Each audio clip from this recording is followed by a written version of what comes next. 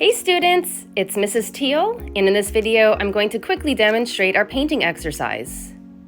First, you'll need to trace your hand with your fingers together on your piece of poster board. You can do this with a Sharpie or a pencil.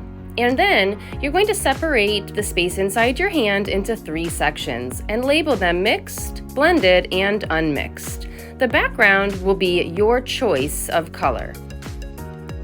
Next, you're going to set up your paint palette. We're going to use paper plates and label them with our name. We'll get that same plate back every class.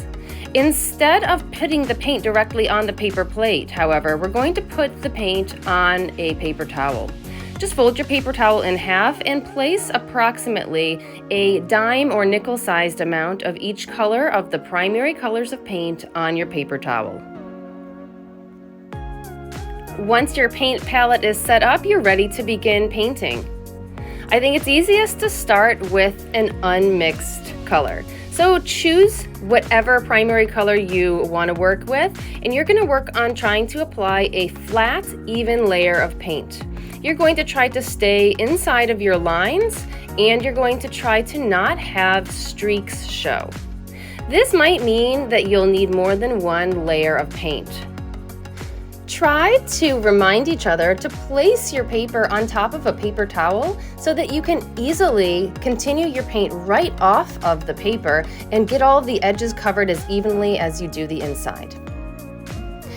Next, work on mixing a color. You can mix any color you choose, but try to mix enough of that color up that you're able to apply a solid coat of that one mixed color. Again, we want an even, flat wash of color without streaks, so you might need an additional layer after the first layer dries. When painting, I like to load the paint onto my brush and kind of twirl the brush around a bit so that it's fully coated, and I use the tip of my brush to paint with. Do not push your brush straight down, flat, and scoot it around. I've heard another art teacher reference paintbrushes to ballerinas' legs and ballerina slippers being the bristles. Ballerinas stay on their tippy toes, so try to use the tip of your paintbrush. Notice how I load the paint onto my brush by twirling the bristles into the paint, and notice how I'm holding my brush. My hand is actually holding the brush like a pen or a pencil, and I'm holding it down pretty close to the bristles for a good control. Next, I'll be moving on to my blended color in the center. But first, notice how I turn my paper and my paint palette so I don't have to ever put my hand into wet paint. Also, when you need a new paintbrush in art class today, instead of rinsing your dirty paintbrush, I'm actually just going to have you get a new paintbrush for a new color. So I got a new paintbrush for my blue here because I'm not adding in any water with this paint today. We are using tempera paint and we are working on paper, so we do not want to add water because that's going to just warp our paper and add too much moisture. For my blended color, I started with the first color I was applying, which was blue, and now I'm going to blend that blue into a green. So I added some yellow into my blue and mixed up a green first, and then began to apply that. And I just go back and forth over the area that I want to have be a gradual blend. I'll continue to work from that blue into a more yellow-green. While the paint is still wet, I can also work the areas of colors together to help the fade be nice and gradual.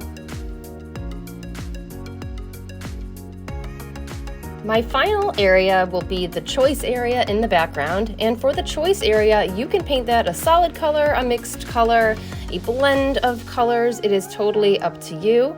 I here have made mine purple by mixing red and blue together, and then following that, I will go back in with paint and add some accents, some shadows, highlights, shapes, decorations, designs. I can add in anything I want. This is really an opportunity to just practice with the same kinds of paint that we're going to use for our painting assignment.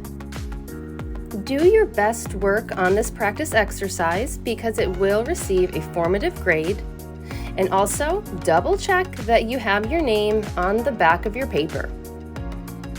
Follow directions in class to see where to put your paper to dry, and then for cleanup, you're going to be throwing away all paper towels, and you'll be saving your paper plate. I'll be directing you where to put your paintbrushes so that we can make sure they get thoroughly clean. Hope you have a lot of fun practicing with paint today. Thanks for watching. Bye!